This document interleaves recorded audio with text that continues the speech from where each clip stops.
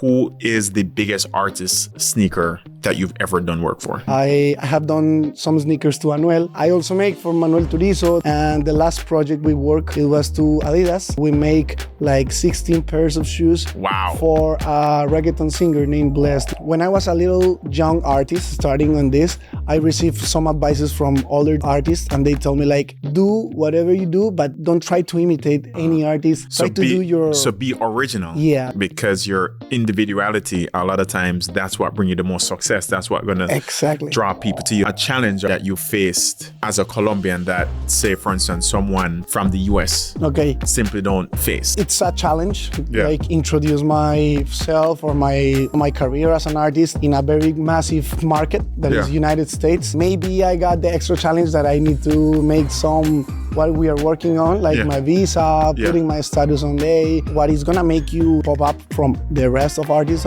is your originality. How can a young artist protect that originality that people can't just go and copy it? I learned this in a very young stage of my career. First of all,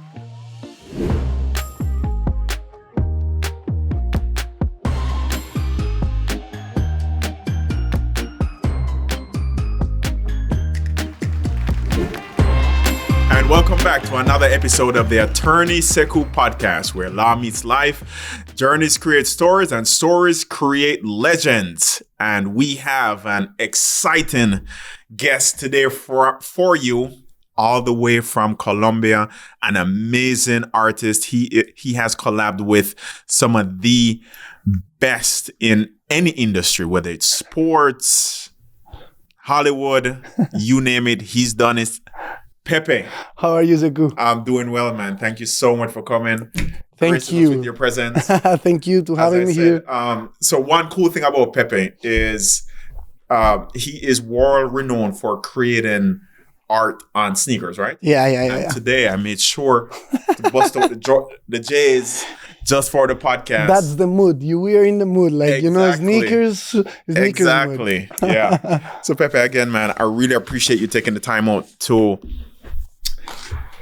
join me and thank you, man. And really spread your art, spread your culture, and just the success that you've achieved. I think in a time like this, it's very, very necessary. Yeah. Well, as you has just told the people, I start painting sneakers. Yeah. I start with a little room project, I start painting in my room, something that I start painting in pandemic, just when pandemic starts. Yeah. And I start like something that really likes me, release me, like my stress, Mm-hmm. And when nowadays this little project takes a shape and a lot of different roads, and we're here. Mm-hmm. We are also achieving something more like as an artist, not like a brand of sneaker customization, but like a brand as an artist, art plastic, All right, so just to break it down for the users, you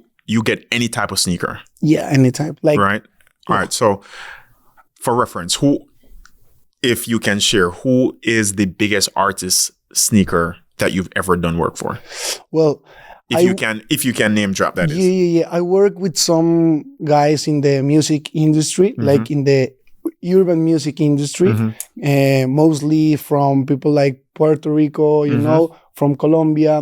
Mm-hmm. I have done some sneakers to Anuel. Nice. Anuel is a really really famous rapper. It was like 5 years ago, mm-hmm. but it was sick. We make some shoes for him, and that possibility to go that places with those people opened my mind, changed my way of thinking, and I start like really doing this process or this career, So I also make for Manuel Turizo. That's another singer in Colombia. And the last project, I usually at this time of my career, like I don't take clients like, okay, I want these shoes, I want this design. No, I try to make like big contracts with brands. You're selective now. Yeah. I have to be selective. And the last project we work, it was to Adidas. Yes. We make like 16 pairs of shoes. Wow. For a reggaeton singer named Blessed in Colombia, you know? Nice. That's was so like, excited. Yeah, it was like something not showing that it was Pepe making the shoes. Yeah. But they reached me to wow, Adidas reached out to you. Yeah, exactly. Wow. So it's really cool for that place. That's so impressive. So, all right, so Pepe, so you've gone from a local artist in Colombia, designing sneakers for global brands, right? What's one pair of sneakers that you've designed that marks the exact moment where you realize that your art had gone like international, that you're now global? Yeah, well, I have been always working with emeralds, you know. My family, my father and everyone came from that part of Colombia. It's Boyacá, Chivor or Guateque is the names of those little towns over there. Yeah. And they are emerald people. They work with emeralds. My father learned the business from my grandfather at 12 years old. He was a little kid when he starts working with emeralds. And all my life, I saw my family getting related with that gemstone, you know, with that stone.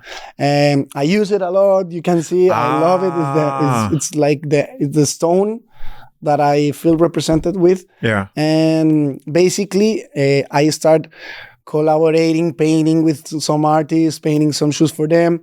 But there was a moment I said, like, what happened if I combine these custom things with jewelry? Like with literally emeralds on it. Okay, so it hit you because you had a background of emeralds. Exactly. Right? You have a deep connection with emeralds, and then it hit you as an artist. You're like, what can you now put emeralds on? Yeah, and no one artist like preference I have in my Instagram or like in my head. No one was doing that, you know. So when I was a little young artist starting on this, I received some advices from older artists, and they told me like, do whatever you do, but don't try to imitate any road, any artist. Try to do your. So be original. Yeah, like. And I love that you brought that up because here in the US, right? Yeah. Entrepreneurs, whether it's athletes or even lawyers or anybody, I always say be original, right? Like, because your individuality, a lot of times that's what brings you the most success. That's what going to draw people to you, like standing out in the crowd, not being like everybody else. Exactly.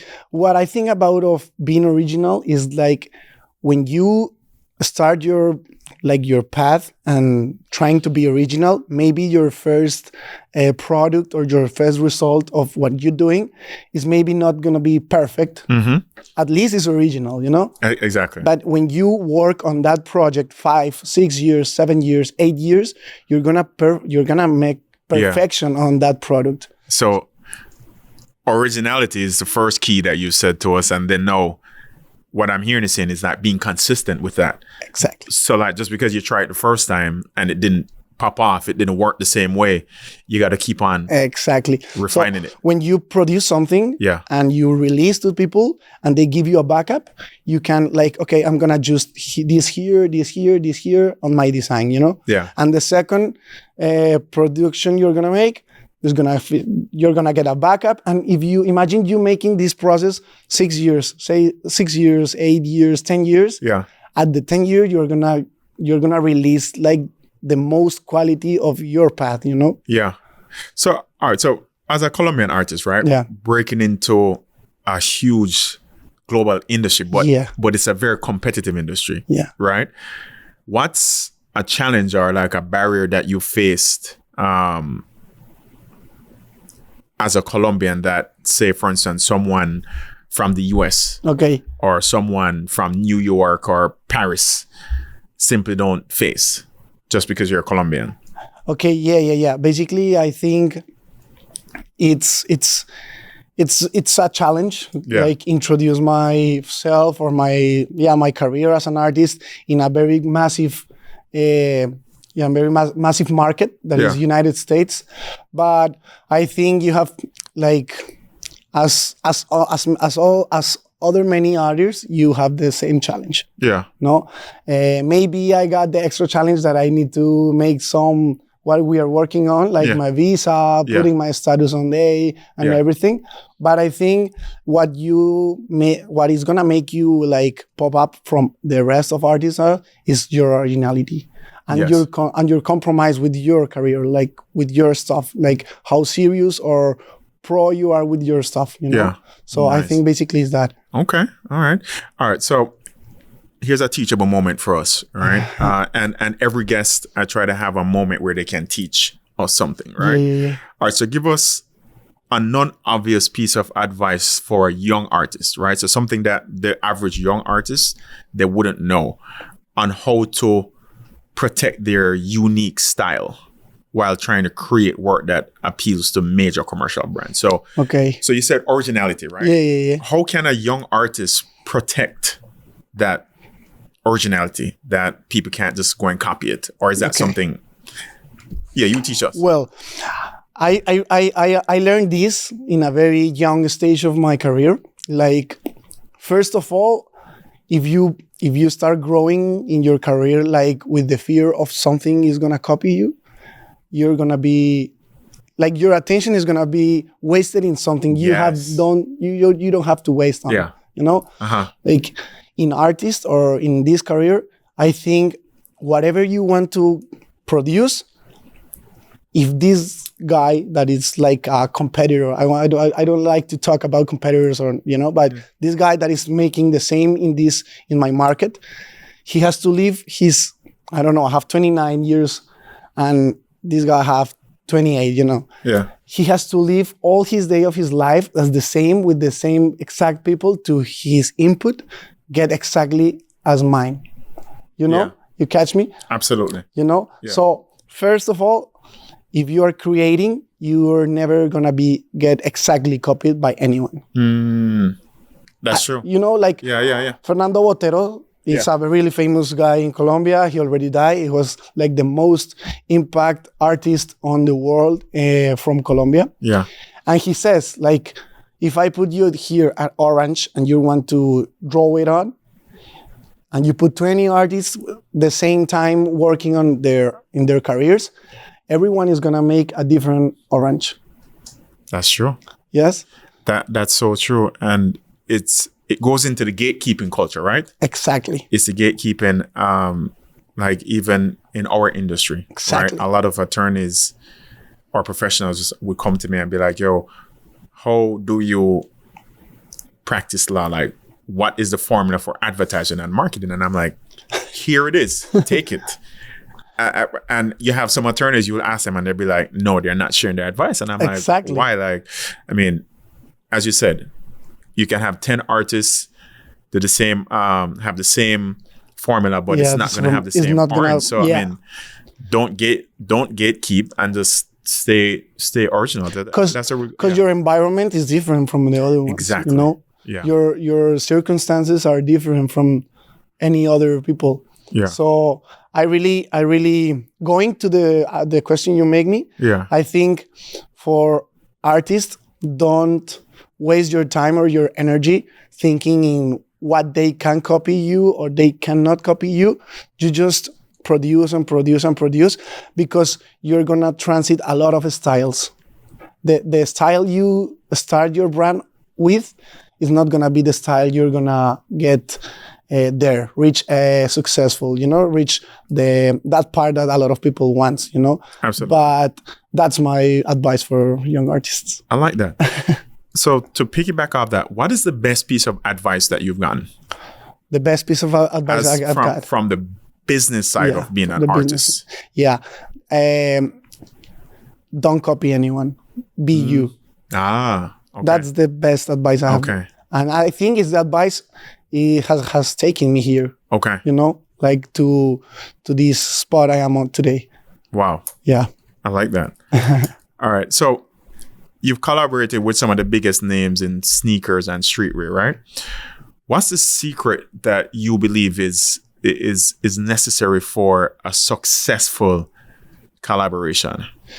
Okay, for a successful collaboration, I think I always have been I'm an artist, but I'm trying to be an entrepreneur, Like I'm making my company. That's not my only business. I have another business. I love clothing brands. I love to design clothes for other brands and everything. And I think the best advice is like, can you repeat my question, so? So what is the best, or what is the secret to a good collaboration? Okay, yeah.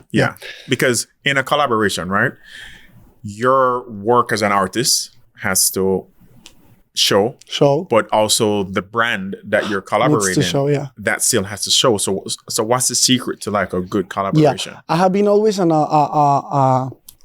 person that thinks that a collaboration has to make a win-win for both sides. You know, if I collaborate with you, you need to win. I'm already accepting the collaboration. I know I'm gonna win, but I have to make you win too. Bro, I love that mindset. You know, like, I love that. And we have, like, young generations have to normalize that every business we make is for a win-win. It's for a positive relation, a commercial positive relation in a future, and now, or, you know. Yeah. So if you come to business with that mentality, I think you are taking care of concern, or like keeping that good relationship with the brand you have collaborated. Gotcha. Yes? Yeah. That's one. Yeah. Like in the beginning, if you're going to enter with a brand, I think if they saw you, like you want to bring them something plus to them, they are like, okay, let's collaborate. Nice. Second, like that brand needs to support you also, needs to give you something positive to you. Yeah. And you to them, I already said it. Third, you have to approach the collaboration in a very creative way. If you always focus on the creativity on the collaboration, you are good. Like, or because it's not collaborate for collaborate, you know, like just collaborate. No, you have to keep creative the collaboration. Absolutely. No, I like that. And, you know, everything that you said can apply to any type of collaboration. Like even when I do collaborations with other attorneys, exactly. You know, we both have our unique identities, right? But that collaboration still has to be creative, and it has to be beneficial to both people. Yeah, definitely. You know, as saying to Carlos earlier, that we just finalized a massive collaboration that we've been working on, that I've manifested and prayed about for like almost for like 2-3 years, and we just got it done. And one thing that he said was 0%, 0 of 100% is nothing. Okay. Right. So if somebody is bringing something to you, don't try to think that you should maximize it and try to get 100% because you didn't have it to start with. So going into a collaboration, hearing that mindset, I love it, because what they're bringing to the table, I never had, right? And what I'm bringing to their table, they don't have it. So people going to collaborations, I see, and they try to maximize and get everything. Whereas this era, you know, let's just pull back. I never had this before. Even if I can get 10% of this, it's something I don't have. It's 10% I didn't have. Yeah, you definitely. know, and just really looking at it through that mindset, and as you said, being creative. That's really, really good. Being creative also comes when the most different brands are. Yeah, and you can connect them in a specific theme and make the collaboration come. Like, that's creativity too.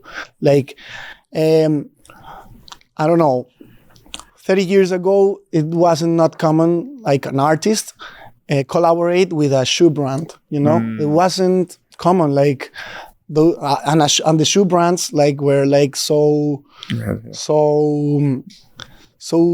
they weren't like open for that. Yeah.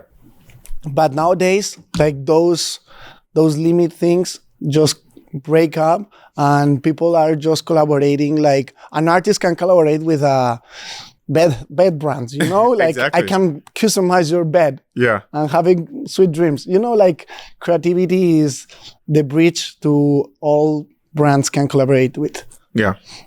Okay. All right. What's the biggest mindset shift, right, that you've had to make to transition from being this talented artist that you are to being the CEO of your own global brand? Because you just said that, you are now an entrepreneur. Yeah. You have your company.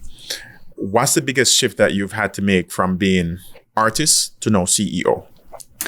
I think the biggest shift, and I have to give it to my mother. My mother has been always a really, he was started like an entrepreneur woman in Colombia. Yeah. But nowadays she is a CEO of his company. Yeah.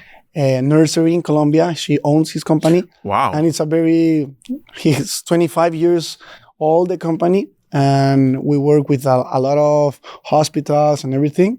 And I think the biggest shift, it was looking at her, myself feeling as an artist that an artist just wants to paint and produce and shows what he has inside. But this big shift is looking at her, my mom, and saying, okay, I also have to develop this corporative person I have inside coming from my mom, Okay. I am an artist. Yeah, I'll paint. I want just to be painting and that's it. But I have to focus on myself, learn something about company or corporate things, and leave my artist personality on the side and start working as a CEO of a company, Yeah. So I think that's one of my biggest shifts, because I am totally an artist. I would love to be painting all day, but thanks that I think I have bringing my company to another level, to another country, So Absolutely. I think that was the one of the biggest shifts. Yeah, and I see a lot of artists, a lot of creatives that struggle with that. Yeah. I mean, whether it's athletes, whether it's artists, or even professionals, right? Where they're good at the profession. And that's it. Yeah, but then to shift over to that CEO mindset, managing the brand, consistency in your I don't know, in your content for your pages. Exactly, your content, your marketing, hiring people, designing the brand, website, all of that. Exactly. It's a huge shift, It's a huge shift. I always say, if people are honest with themselves, right? Because some people can do it, no problem. But then the people who aren't honest with themselves are the ones who they don't do it, but they don't hire the person who can do it. They look for someone, you know? If you can't do it, you need to hire the person who's going to take on the business side of things for you. Even if you hire something, you have to know what component you're looking for for your team, Absolutely. Absolutely. I'm so glad you said that, Pepe. So one of my mentors this week, right, he said to me, as I'm growing my company through different phases, right? And 5 years ago, his advice to me was, you need to get the proper accountant, you need to get the proper tax person, you need to get the proper attorney reviewing your contracts, right? So that was 5 years ago. Now, when the business is different, his advice to me now is like, even though you have those people on your team, and the team back then was probably like 5-6 people. Now it's 25. He said to me, you still have to know what these people are doing. So when it comes down to your accounting, you still have to understand it for yourself. You still have to know your tax strategy for yourself, know the codes. You still have to know these different roles that people are playing. You still have to understand it for yourself, because that's how you lose touch. And it was like a light bulb. Damn. That really went off, because you go through different phases, right? Yeah. At first you need to have the team. But then now after a while, you need to, everybody on your team that's like not track their processes. You have to understand it for yourself. And I think in growth in companies, that's where a lot of professionals, they either have people stealing from them or big errors happening because they don't understand what they're doing. Like, you don't have to know their job, but you have to have an understanding of what your content creator is doing. What's the algorithm doing? This is a question for you. I want to know. Yeah. You nowadays, your business is already going on.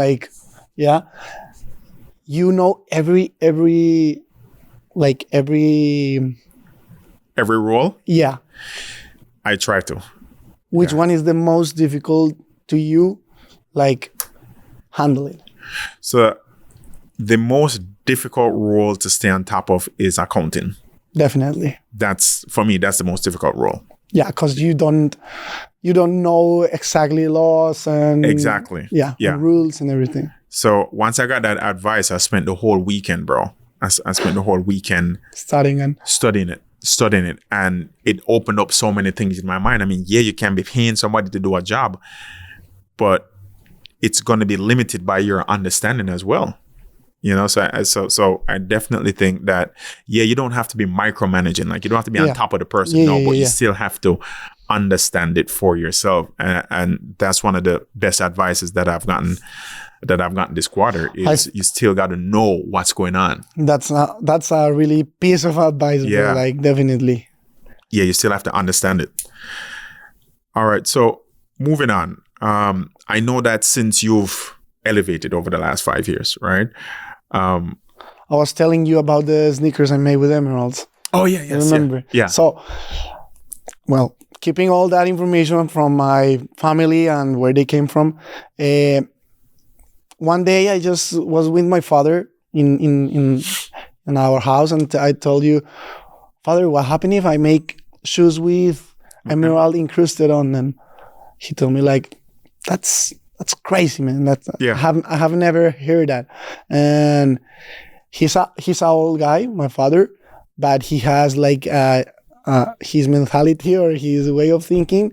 He's a young man, you know, like he likes to have fun. He likes to share with family. Yeah. He's a funny guy. He always have a smile in his face.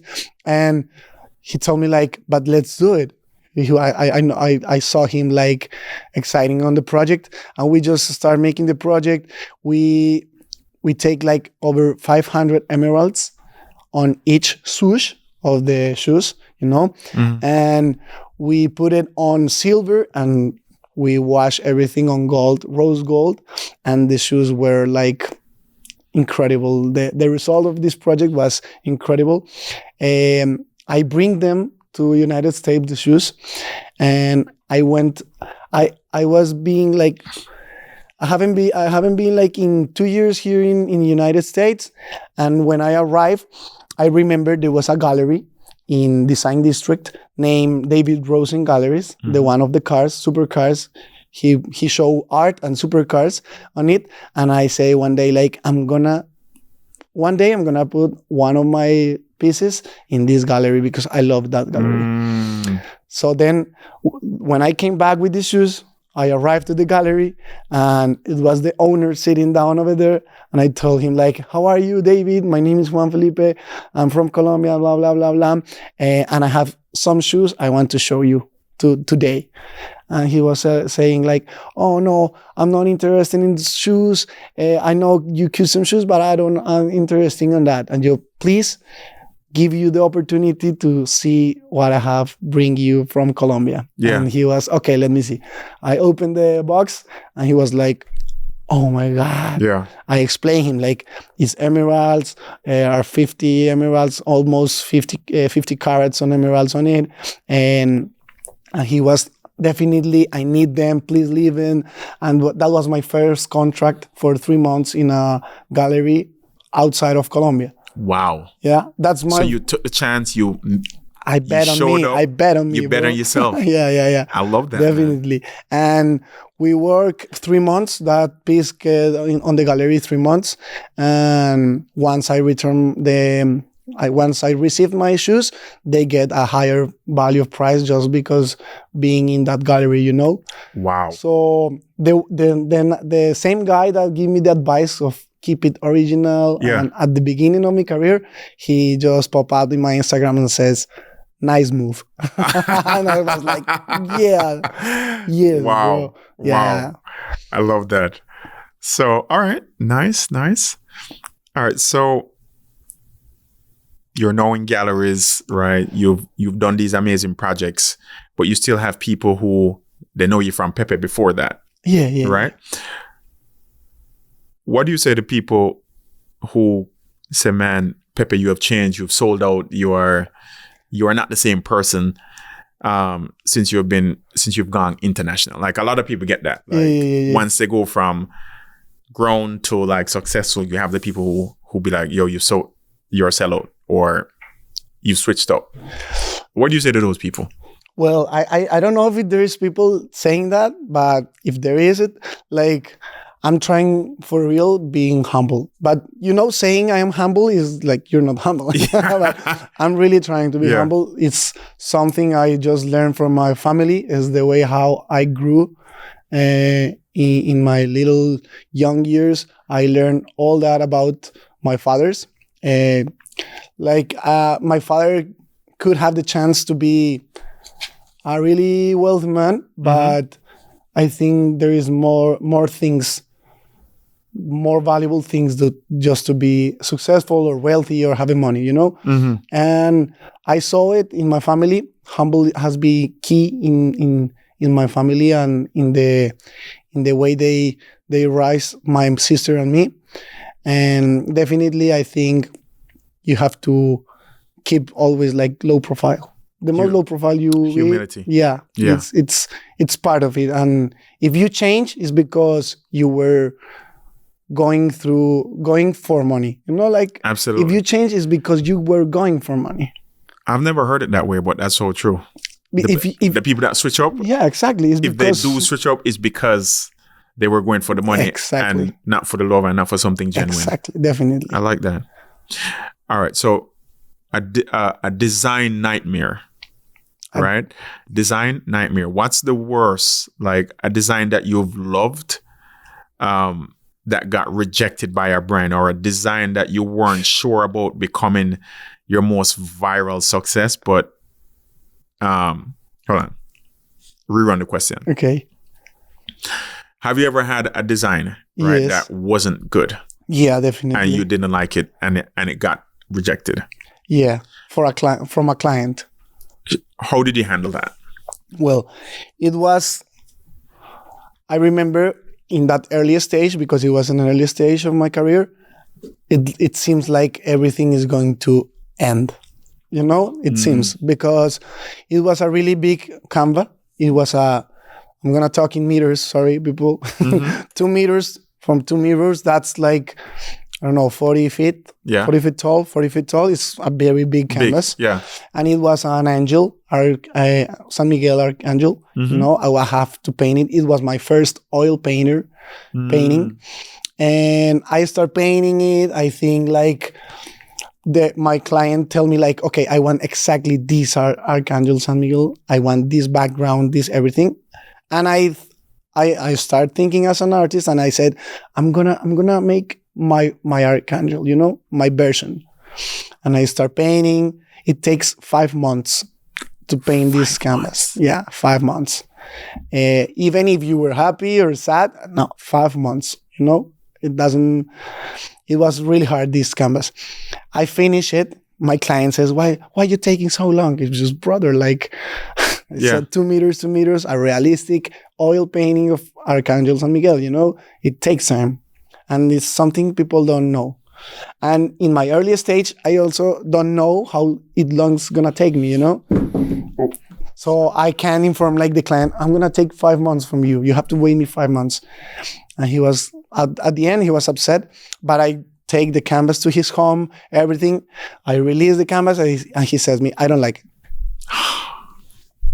I don't like it. It was an amount of money. It wasn't the biggest amount of money, but it was an amount of money, important amount of money in my early stages of career. And I tell him like, okay, it's okay. It's okay. You don't like it.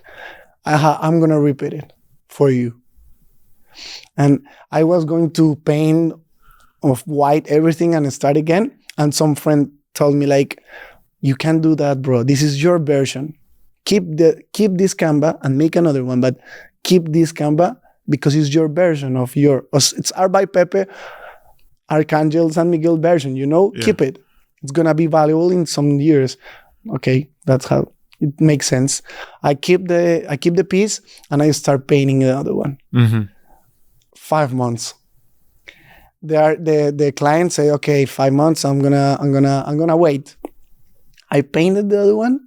And he done like it was crazy. I give the money back to him. I don't want people lose money with me, Oh, wow. I don't like that. If I have to buy 2 canvases, 2 times the oil paint, I don't care. But I don't like people wasting money with me and having a bad experience with my brand. Like anything, I want to always give it back the money. I give it back him the money, and I stay with 2 big canvases here in my house. Like, okay, now what I'm gonna do it. Couple years after that, I knew some people. I bring them to my home. They saw the canvas and they said, I want them both.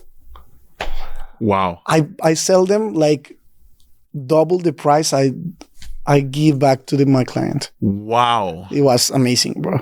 It was amazing. Wow. And it was like I like to saying like the break point in which I get very close to God when I paint these archangels.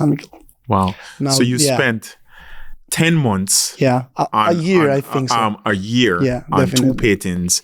The client rejected it, didn't want it. And you kept them as your original piece, but you also gave back the money because I'm sure he gave you like a deposit. Yeah. So you completely lost. Completely lost. And you lost out on the time that you could have put into other 1 projects. year of work, yeah. And so you had to almost start from scratch. From scratch, man, yeah. But then those 2 pieces sold for more than what the original person would have paid Exactly. you. Wow. Exactly. So that's just persistence.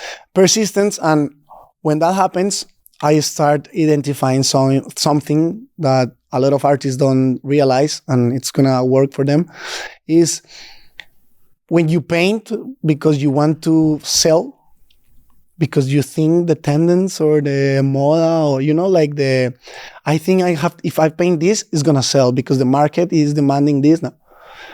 I used to be like that kind of artist. Mm-hmm. But when this happened, I realized that every piece you paint, it's just like it's going to be for someone in the future. It's the destiny of that piece is to get in love from someone. And when I paint nowadays, I just paint what I want. Yeah. And someone see the painting and says, "Oh, I just get in love with this piece. I just want it. I don't care how much money it costs. Mm-hmm. I just want it." It's like the real connection of an owner with his piece, with one of his paintings. That's dope. So yeah, I like that. Which segues me into my next question, Pepe. If you had to start over today with just a sketchbook and $100, what's the first step that you would take to get your art onto the world stage again? If you had to start all over. Okay, first, I think break all those parameters, mental parameters that we grew with, first of all. Mm-hmm. And $100 for ads in Instagram, and let's do it, bro. Just painting. Just paint and just do some ads and run it up from there. Yeah, I think is with art is you can do it, man. You just need yourself and painting. Get on the painting. Yeah. With all the fame and the collaborations, right? How do you personally define success for Pepe art right now? Is it getting a museum or a permanent shift in culture, like the Colombian culture? Like, what's your big outlook on success for the Pepe brand? Okay. Yeah. Success is different for everyone. Yes, obviously. And also, as you name, successful for Art by Pepe brand is different than for the personal Juan Felipe López, you know? Mm-hmm. And I'm going to tell you both, but I think successful brand is start making pieces that can get immortalized in time. That's why I'm starting sculpting marble, you know? Wow. I have 5 months starting sculpting marble in Colombia, learning all the techniques. I just came 2 months ago from Europe, having a art trip, Italy, Florence, and Milano, Madrid, Barcelona, wow. Like reaching a lot of inspiration from those artists. And the best success for an artist is to get immortalized in time. Wow. like making a piece that you're gonna that will live. outlive you. Yeah, exactly. It's gonna get there years. Yeah. Like Miguel Angel, like Botticelli, like Da Vinci, Yeah. they make things that just turn immortalized. Wow. So for brand, as an artist, Pepe, I would love to be that. Making immortalized things. Nice. For Juan Felipe López Ardila, my success, I already reached my success because I grew and I work every day for something I love to do. Yeah. That is painting. And return fathers what they allow me to achieve. Because I am here making all this because parents, my fathers, allow me, giving me giving me a money that can allows me work on my brand, achieve my dreams. I love that. They give me the peace, the tranquility, like the space for develop yourself as how you want to be. Like my fathers, they don't have that chance. Gotcha. They just like 12 years and you have to get money and that's it. And they start making in the first thing they start making. So I think that's my answer. I love that. Thank you, man. Yeah, I love that. And as we wrap up, Felipe, how does your Colombian identity, right, influence your color palettes or patterns or design, just your overall energy for your designs? Like, how does being from Colombia and the culture, how does that influence the energy that you put into your art? Yeah, definitely. I think my last pieces I have done, they carry a lot of emeralds. I like to put emeralds, natural emeralds, original emeralds in my pieces. The last sculpture I'm making of marble, I'm gonna incrust some emeralds in different parts of the marble, and that's like my line. I want to take, Wow. like combine those materials that have been never combined in history. Wow. No, marble never reached to. There's marble in Italy that reached Colombia, but no one in Colombia just take emeralds in their natural formation, incrusted them in marble. So that's the brand I'm taking. That's my style I'm taking. Yeah. And there is nothing more Colombian than emerald that can represent me. Wow. Out there, yeah. That's nice. All right, finish this sentence for me. Okay. Right? People see the sneakers and the collaborations, but what they don't realize is that I'm really selling blank. How would you finish that sentence? Selling, and the blank is the white space, okay? Yeah, is what you would finish. Okay. So repeat it again. So people see the sneakers and the collaborations, but what they don't realize is that I'm really selling little parts of my soul. Nice. Each piece has a little part of my soul. I love that. Impregnate over there. So people see the sneakers and the collaborations that you've done, but what they don't realize is that they're getting pieces of your soul. So it's more valuable. Awesome. Are you happy? Yeah, way a lot. What's your definition of happiness? Not success, happiness. Happiness it's to wake up and feeling motivated that you are doing right and that you are doing what you love. And that little, like, people see that. And random people in the world say you like, you look happy, you look younger, you vibe like in another frequency or energy, Yeah. So that's make me happy. Wow. All right. And then the last question, Pepe, and every guest answers this. If you could go back to your 18-year-old Pepe, okay, and you could give, I don't know if you were Pepe then or just Juan Felipe López, if you could go back to 18-year-old you and you could tell him one thing, one piece of advice, anything, what would it be? Start right now. Really? Yeah, start right now, man. Wow. No. Don't waste your time. Start right now. I love that. Yeah, I love that. Definitely. And so glad I shared that, because there's so many people who I come across on a day-to-day basis, whether it's getting their immigration case started right now, whether it's that business that you have, or that dream or that idea, no matter how small, just put one foot before the other. Exactly. Make that phone call, start that class. Break that moment. Break that moment. Boom. Go to the job interview. Yeah. Just sign up and go to the gym. Right? Start the process. Just start the process. What you need for a successful process is time on the process. Yeah. So and as humans, we have this false belief that we have more time. And that's not true. Yeah. Pepe, thank you so much for joining. Sekou, thank you so much for having me here. This was an amazing interview. Yes. You know. And let's go. Let's go.